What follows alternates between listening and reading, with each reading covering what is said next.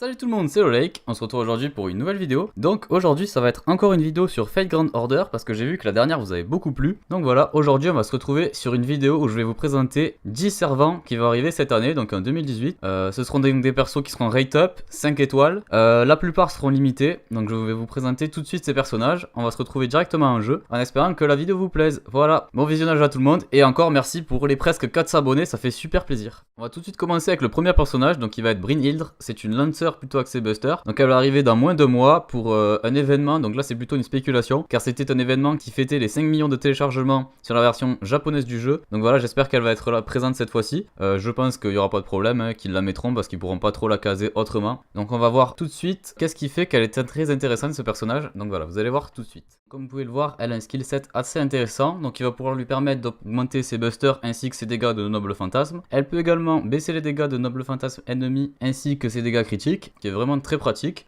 Donc grâce à ses skills, elle va pouvoir faire du gros burst et donc soigner, donc ça c'est une capacité assez rare et qui est donc super pratique. Et également, elle aura une capacité assez spéciale, c'est-à-dire qu'elle pourra booster ses dégâts contre un certain type de servant qui s'appelle les Brynhild Beloved. Donc je vous mettrai vite fait une liste à l'écran, donc vous pourrez voir quel type de servant c'est. On va ensuite passer au second servant, donc il s'agit de Nerobride qui va arriver juste après, donc également en février, pour les ventes donc de Saint-Valentin tout simplement, c'est logique. Donc c'est la version 5 étoiles de Nero. Vous allez voir que c'est un personnage très intéressant et particulier, j'aime beaucoup son design aussi, donc voilà, c'est un personnage très cool, donc je vais vous le présenter rapidement. Alors voici le skill set et le noble fantasme de Nerobride. Donc pour moi, c'est bien sûr mon avis personnel, il va s'agir du meilleur cyber art du jeu tout simplement. Elle va avoir un puissant noble fantasme mono-cible, ce qui est plutôt rare pour un personnage cyber qui tape souvent en zone. Elle peut booster ses alliés et elle peut également les soigner, donc ça c'est vraiment super pratique également. Et grâce à une interlude, elle va pouvoir augmenter la puissance de son noble fantasme plus tard, donc ça c'est vraiment un point plutôt positif. Pour le troisième personnage, il va s'agir de Florence Nightingale. Donc c'est un personnage qui va arriver en mars pour la sortie de la singularité USA. Donc c'est un personnage assez spécial, ça va être un berserker plutôt axé support. Donc je vais vous le présenter tout de suite,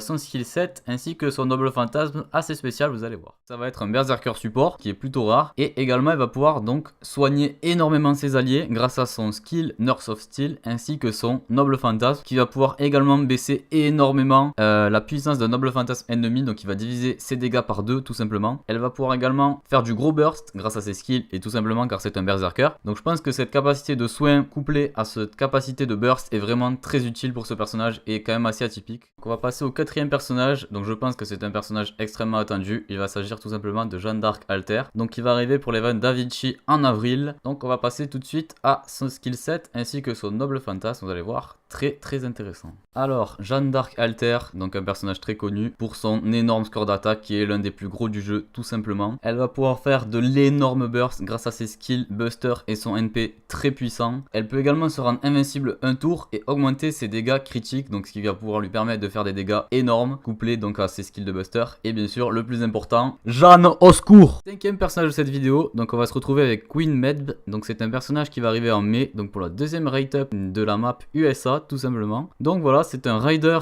assez intéressant, vous allez le voir, il est très spécial. Donc je vais vous le présenter tout de suite. Alors, les avantages de Med vont être son NP qui va frapper en mono-cible, donc ce qui est assez intéressant car la plupart des riders frappent souvent en zone. Son noble fantasme va également augmenter de puissance plus tard grâce à une interlude. Elle peut également booster ses alliés et charger son NP rapidement grâce à son skill. Et elle peut également charmer les personnages masculins. Bon, c'est pas si intéressant que ça parce que ça peut charmer que les personnages masculins, du coup on exclut tous les monstres, etc. Et elle va également pouvoir se régène, donc ça c'est super intéressant. On va se retrouver pour Shuten Doji, donc qui va arriver pendant l'event de juin qui s'appellera l'event Ibaraki Doji tout simplement. Donc c'est un assassin art, ce qui est assez rare, vous allez voir, c'est un personnage assez atypique et très intéressant à jouer, donc je vais vous le présenter tout de suite. Elle va avoir un NP de zone qui va infliger énormément de malus, donc baisse de défense, baisse d'attaque, baisse de puissance de noble fantasme ennemi, des dégâts critiques, empêche d'utiliser les skills, etc. Ensuite, elle va avoir un skill extrêmement intéressant qui va permettre de charmer tout type d'ennemis, que ce soit des monstres, des servants, etc. tout le monde, et qui va pouvoir également baisser la défense. Et ensuite, elle va pouvoir également booster l'attaque de ses alliés et augmenter son propre dégât de noble fantasme. Et elle va pouvoir également se guts, ce qui va pouvoir être très intéressant quand les combats vont commencer à devenir compliqués. On va se retrouver donc ensuite avec Xuanzang qui est un caster très atypique, vous allez le voir, de par son skill set, son noble fantasme, etc. Donc c'est un caster qui va arriver durant l'event Journey of the West en juin donc, et vous allez voir que c'est un caster très spécial. Donc ce qui va différencier Xuanzang des autres casters, c'est que ça va être un caster plutôt axé dégâts. Donc il va pouvoir utiliser un double fantasme très puissant qui va frapper en buster, en mono cible, et qui va devenir encore plus puissant après une quête d'interlude. Elle va pouvoir également énormément charger ce pourcentage de noble fantasme grâce à un skill, et elle va pouvoir également servir de bouclier humain en se faisant cibler par les ennemis. Donc voilà, c'est un caster assez atypique, axé dégâts plutôt. Donc si vous voulez un caster qui n'est pas support pour une fois, n'hésitez pas et prenez Xuanzang parce que c'est un personnage vraiment assez atypique et très sympa à jouer. En 8ème, nous allons retrouver Minamoto no Yorimitsu qui va arriver en juillet pour les ventes Onigashima. Donc pour moi, c'est un berserker, l'un des plus intéressants du jeu tout simplement, qui est très puissant, qui va pouvoir faire des dégâts monstrueux tout simplement. Donc vous allez voir, de par son skill set et son noble fantasme qui sont très intéressants. Donc on va se retrouver directement. Les principaux avantages que l'on va retrouver chez Minamoto donc vont être principalement son skill set qui va être constitué d'augmentation de buster, donc ce qui va permettre de faire d'énormes dégâts, et ainsi que son noble fantasme qui, couplé au skill Eternal Arms Mastery, va permettre de générer énormément d'étoiles de coup critique, donc facilement ça peut monter à 40 voire plus, et également son noble fantasme qui va permettre de faire d'énormes dégâts en zone, qui est vraiment très pratique et peut one-shotter facilement tous les ennemis d'un seul coup. Pour le 9ème servant, on va se retrouver avec Tamamo Lancer qui va être en rate up durant août pour l'event d'été tout simplement. Donc il va être la version maillot de Tamamo. Donc c'est un servant assez intéressant, vous allez voir, plutôt différent des deux autres versions de Tamamo. Donc vraiment c'est un personnage assez intéressant et plutôt puissant, vous allez voir. Et voici donc la version Lancer de Tamamo. Donc elle va avoir un skill set assez intéressant qui va lui permettre de se rendre invincible, de se régène. Elle peut également charmer un ennemi et lui baisser sa défense. Et son noble fantasme va être assez puissant parce qu'il va être en mono cible et buster. Donc voilà, ça c'est quelque chose d'assez intéressant pour un lancer. Il n'y a pas assez de lancer buster je trouve.